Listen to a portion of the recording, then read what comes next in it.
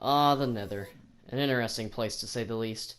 Able to be accessed by a nether portal built by the player, this wasteland is composed of nothing but miles of netherrack, with the occasional site of soul sand and gravel, and the occasional deposit of quartz. You'll notice that the only source of food here is the occasional mushroom, and the only source of light is the glowstone hanging from the ceiling, and the countless lava lakes down at the floor of the nether. As you wander through this place, you'll find nether fortresses, with valuable loot inside that is guarded by dangerous enemies. The Nether has been in Minecraft for years, and has remained mostly untouched by all of the updates, but now that's about to change. Welcome to Minecraft 1.16.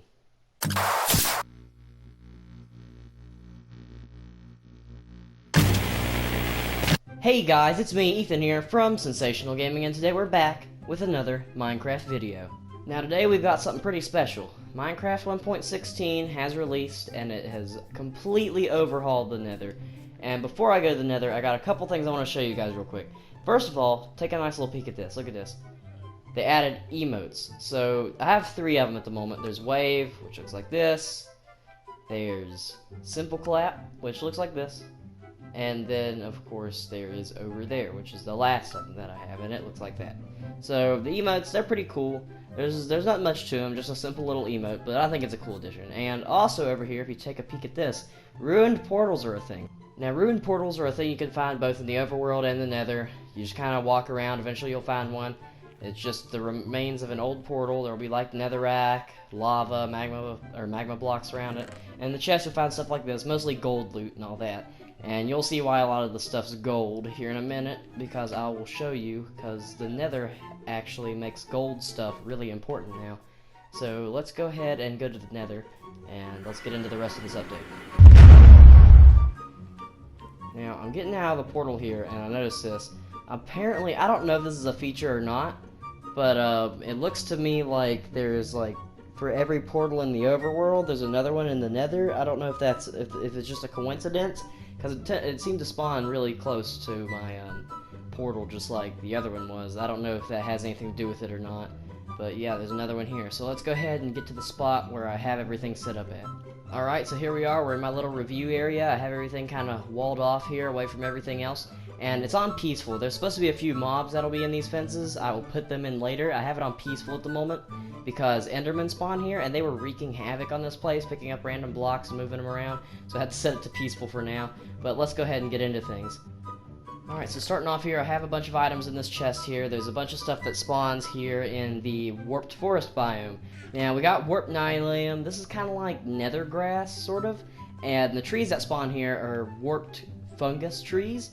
And they're pretty much just the mushroom trees in the overworld, but they're blue, and they grow shroomlights, which is kind of like glowstone, but the thing is you can grow it by getting these here mushrooms that you can find. They're called a warped fungus, and you simply slap some bone meal on that fungus, and it grows into this, and then you can grow some more shroomlights and stuff, so that's very handy.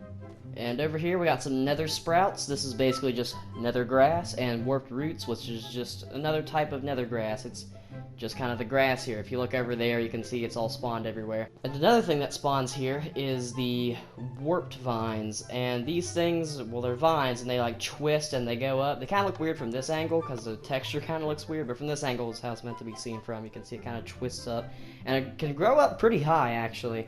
I think I only placed it to about the same height as the tree, but it's actually grown a little farther. Now here we've got the warped stem. That's basically just like the wood on this tree here. And we also have the warped wart block. It's like nether wart blocks, but just blue. And then you've got the warped hyphae. That's basically just the stem, but it's got bark on all sides. And you see it kind of looks cool. It kind of like, you can see like weird flowing patterns that go up through the texture on this. So that looks really cool. And then you can have the stripped log variant, or like the stripped stem variant, and the stripped version of the hyphae here. So that's cool. And you can make all these blocks from this warped tree over here into different plank variants, just like you could with any oak or jungle or anything like that. And it's really cool. It's blue, and I like the color. It's really nice. It gives something new. You can have like the planks, the fence, and a sign, and it's actually got a pretty good message here. It says to subscribe. You should listen to it. And of course over here we have the button and the pressure plate. So that's pretty cool. And as we move on over here, we go to the Crimson Forest, and that has all the stuff that you can see in the chest here. Basically similar stuff to the Warped Forest. We've got crimson nylium here. We have a crimson fungus tree here. We have the crimson fungus here. You can find these in the crimson forest biome. Slap some bone meal on this, and then boom, you get one of these nice little trees. They grow weeping vines off of them, which look like this. They're just kind of cool little vines. You can climb up and down them, so that's pretty handy to like navigate around the place. And over here you have the grass of the crimson forest biome. It's the crimson roots. It looks like this. Looks pretty cool. And of course you have all the types of blocks you can make from the tree. You got like the crimson stem. And over here, this is just a nether wart block. It's not a new block or anything. That's been in the game for a little while. But we're gonna head over here. You can see there's the other variants that you can make of the logs here.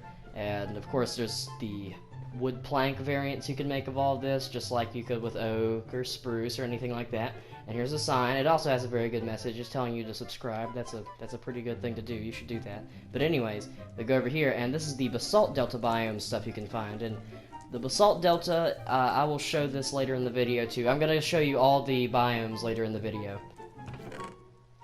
So you can see in this chest, the only two real blocks that are here are just basalt and blackstone, but there's so many variants. There's the regular basalt, and then there's the polished basalt. But with blackstone, it's basically the cobblestone into the nether. It can be used to make stone tools, and it's basically just a substitute for cobblestone, but it looks like this. And there's all sorts of versions. There's like the polished version, the bricks, cracked bricks, there's a bunch of half slabs, a bunch of stairs. There's all sorts, and of course there's the walls. And speaking of walls, I need to show you guys this. Well, actually, I'm gonna get down here real quick. I will show you this in just a moment. Over here is the gilded blackstone. Now, this is a way to get gold in the nether, and gold is pretty important here, as I mentioned earlier in the video. You can mine this, and it'll drop gold nuggets, so that's really handy. And of course, with the blackstone, you can also make the button and the pressure plate. Now, what I said about walls here, they added an update to walls, so it looks like this now whenever you connect them, and you can put glass in the middle of them. It looks really nice. I really like this with the change to the walls, because it's always been kind of weird whenever you stack walls on top of each other. So now it looks really nice and smooth, and yeah, it's just a really nice update. Now moving on over here, we go to the Soul Sand Valley biome. Now the Soul Sand Valley is probably the spookiest of all of the places that have been added. And there's an enchantment that can be found in Bastion Remnants, which I will get to later in the video also.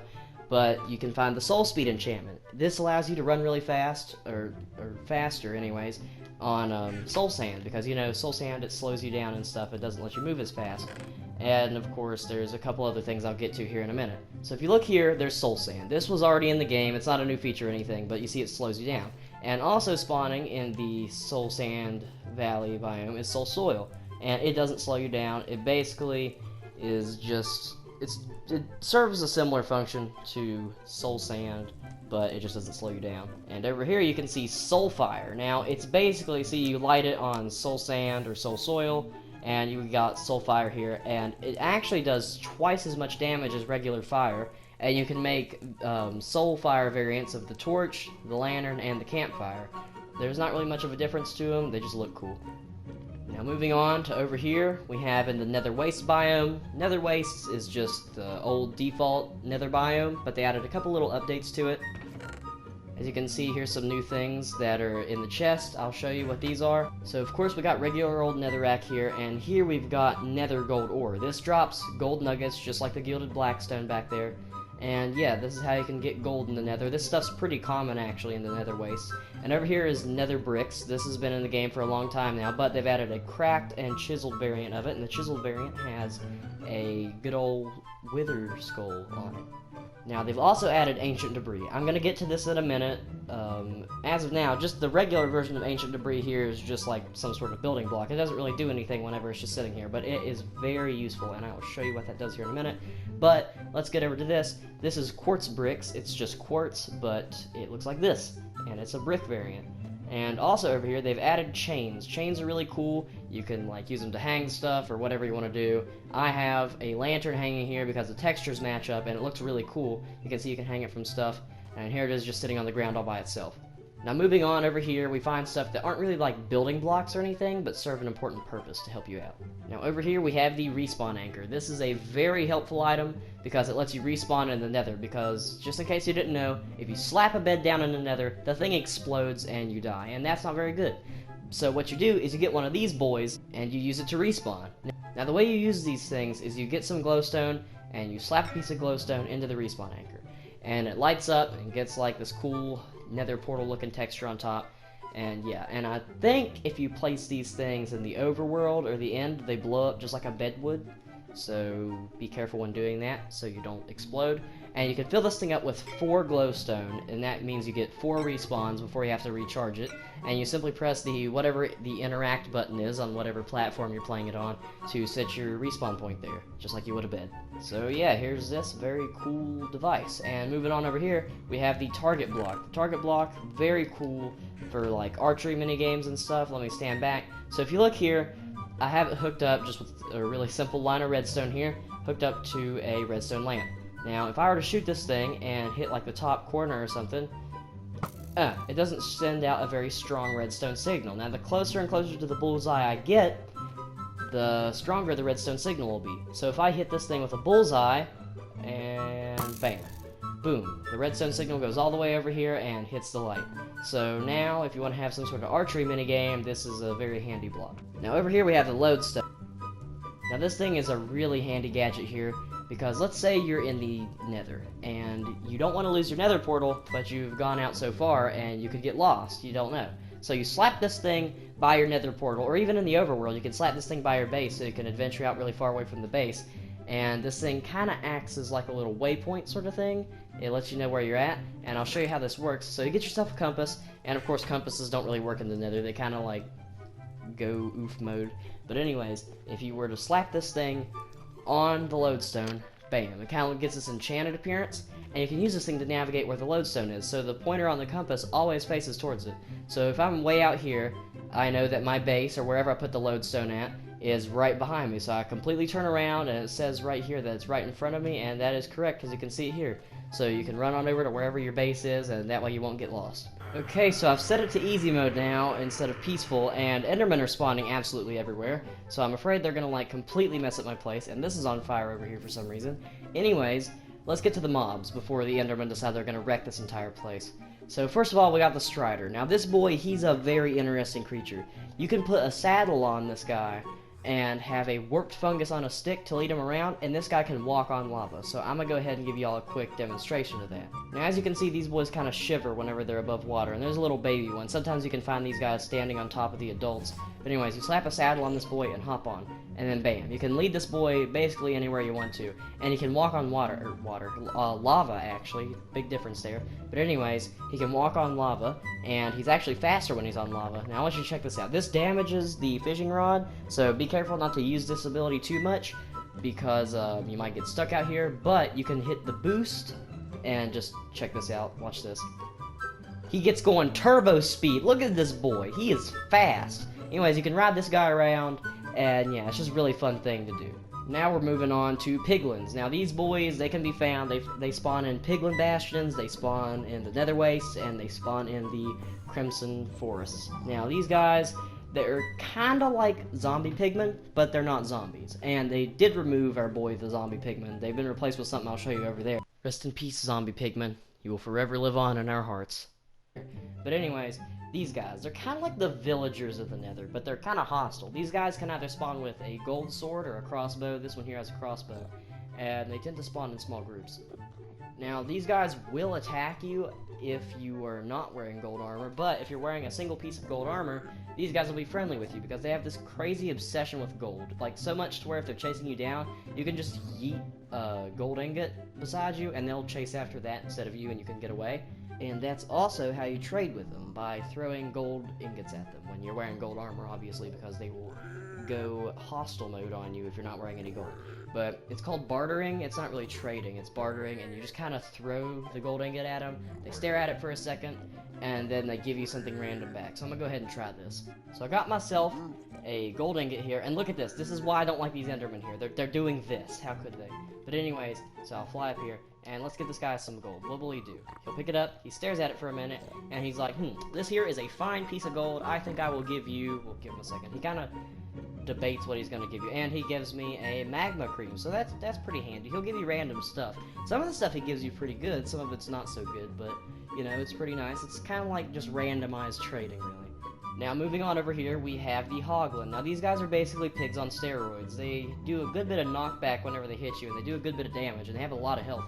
but when you kill them, they'll drop like 3 or 4 pieces of raw pork, and that is very good because you can cook it up and have yourself a nice supper. So you can survive in the Nether now with like food sources like this big meaty boy here. Now, piglins will sometimes attack hoglins. Now, it's not a 100% guarantee that they will attack, but when they're in a big group, sometimes they will attack them for food. Now, we're here back in the overworld, and I'm going to show you what happens when you take a piglin and a hoglin into the overworld. Now, you slap this boy down, and he starts to shake, like, a lot. Like, this boy looks a little nervous. I don't know what's going on. Well, he doesn't know what's going on. I do, but watch this.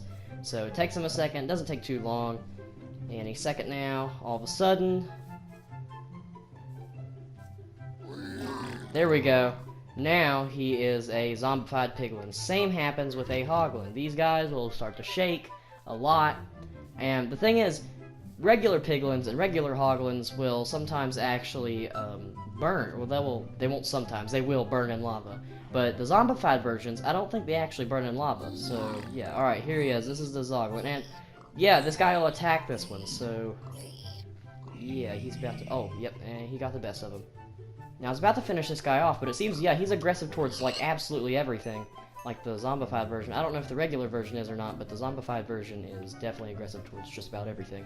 Okay, now we're back here in the Nether, and we've got the zombified versions of these two here, and the thing is, the regular versions, they will actually run away from the zombified boys, and the regular versions actually, for the piglin and the hoglin, actually run away from soulfire too.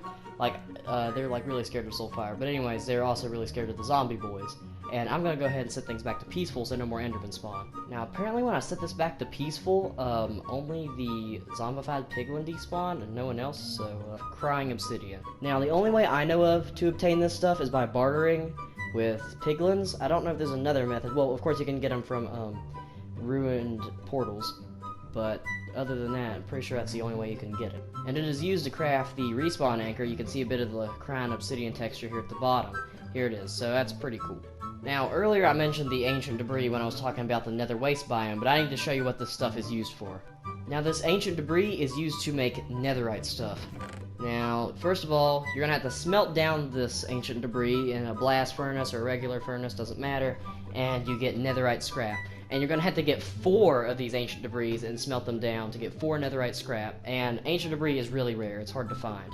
And you need to get 4 netherite scraps and 4 gold ingots and slap them together, and you get yourself a single netherite ingot. Now, what you're gonna want to do with that netherite ingot is you can get, well, you can get 9 of them and make this. This is just completely useless. It is just for building, and this is a really big flex to have one of these in front of your house. So if you want to show off to your friends how rich you are, you can just slap one of those down in front of your house. But you can use this netherite with either a regular crafting table or a smithing table, which they finally gave a use. And you slap your diamond tools in here. You're going to need like a diamond sword or something. Let's say you want to make a netherite sword. You get yourself a diamond sword, and then you get your netherite ingot, and then boom, you get a netherite sword. So it only takes a single netherite ingot to upgrade your diamond to netherite. But the thing is, it's just so rare to find all the ancient debris you need.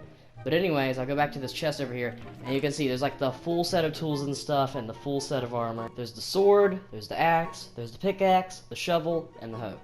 Now, all of these are better than diamond, both because they have better health and they do more damage. So they're just a complete upgrade from diamond, including the armor, which actually gives you some knockback resistance. So I'm gonna go ahead here and get a set of netherite armor and just a sword in my inventory. You never know when this will come in handy. And I'm gonna equip this stuff, so we'll get the helmet, the chest plate, the leggings, and then the boots. And let's see how I look. Oh my goodness, I look beautiful. But yeah, this is a netherite armor, and it's not just for looks. It has a lot of good features, of course, like the whole health, or extra health, and durability on it, and the knockback resistance. So netherite is now the new best material in game. So before I end off the video here, I'm going to show you all some of the new biomes that were added, so let's go on a little bit of an adventure.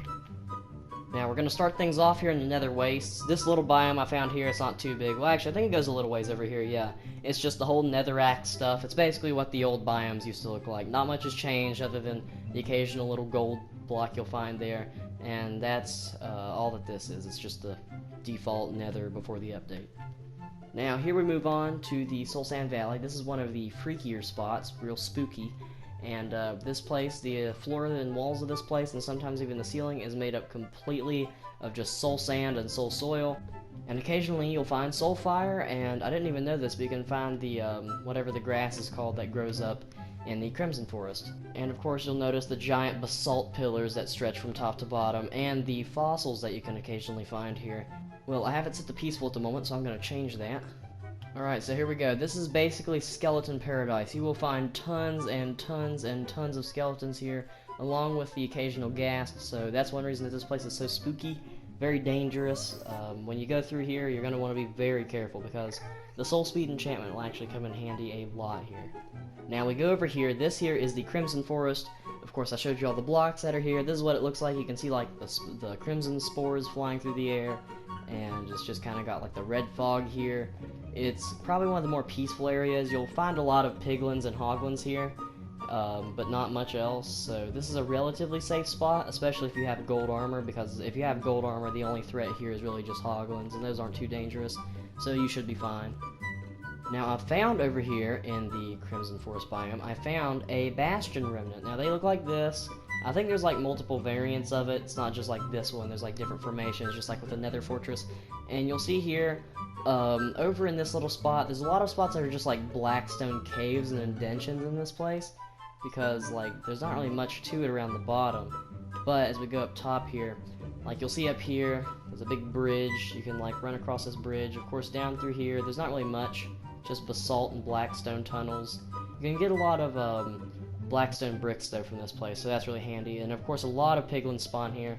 If you're wearing gold armor, you'll be fine, but the thing is, if they see you mining up any blocks, like especially like gold and stuff, or if they see you opening any of their chests, they will get big mad, and they will ignore the fact that you have gold armor on, and they will attack.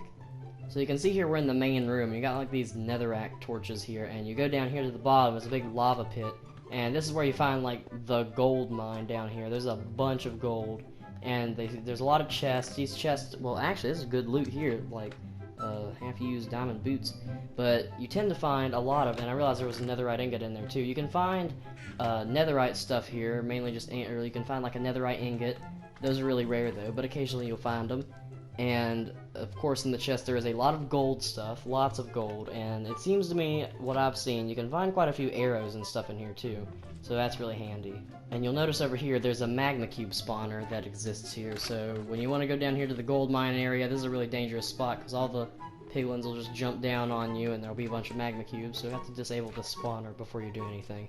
Now here we have the basalt deltas. This is mainly just a lot of, well, there's some gravel down there, but there's just a lot of basalt and blackstone and a lot of lava. And this is, well, ghasts spawn here and a lot of magma cubes, so you gotta be careful for them. This is a really dangerous spot. As you can see, like ash flies through the air and stuff. This is meant to be like ancient ruins of an exploded volcano. Looks really cool. Like, it's one of the spookiest biomes up there with the Soul Sand Valley, but it looks really cool. Now I'm going to finish things off here at our little review zone, because back through here is my personal favorite biome that's been added. This is the Warped Forest, and a lot of Endermen spawn here. They're basically the only threat is Endermen, so as long as you don't look these boys in the eyes, then you'll be fine. And of course it's blue. That's one of the reasons this is probably like my favorite biome that they've added, because it's a big change of tone for the Nether. Like, you'll go everywhere and it's dark and dreary, a lot of red, but through here there's like a lot of blue, bright colors, and it just kind of changes things up. And of course there's like a lot of Endermen here, and if you get yourself a good spawn in maybe a, let's say, Warped Forest right next to a Crimson Forest, that's probably one of the best spawns you can get, because it's safe to build here, and there's food sources up there with hoglins and stuff.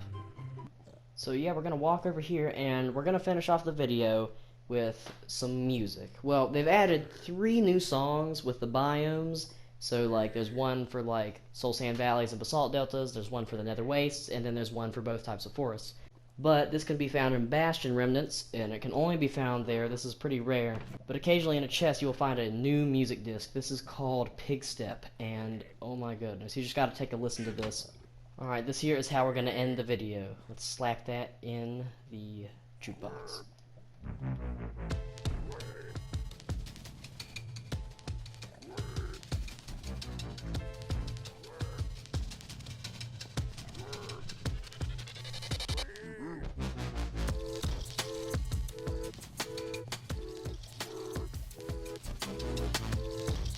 Alright, here's the juicy part right here. Alright, this is probably my favorite music disc out of all the music discs in the game. It's got a very nice beat. And I think this is where we're gonna end off the video for today. Alright, so we're gonna end things just standing here on this little weird platform I made. And, yeah, you can hear Pigstep playing in the background. So yeah, that's all for today's video, and I know today's video was pretty long. There was a lot of stuff to go over. This was a huge update, and this platform keeps catching on fire, but I'm not even gonna like try to put it out anymore. And if I did miss anything, because I'm sure I missed a few things, I know there's a lot of bug fixes. If I would have went over those, definitely the video would have been way longer because there was so many bug fixes and random little updates. But if I did miss anything, please let me know in the comments below to update people, so that way other people get informed of any mistakes I made and they know some of the features that I missed. So yeah, thank you guys so much for watching. If you liked the video, please leave a like and subscribe. I'll try my best to tell you thanks, and that's all for this video. Bye.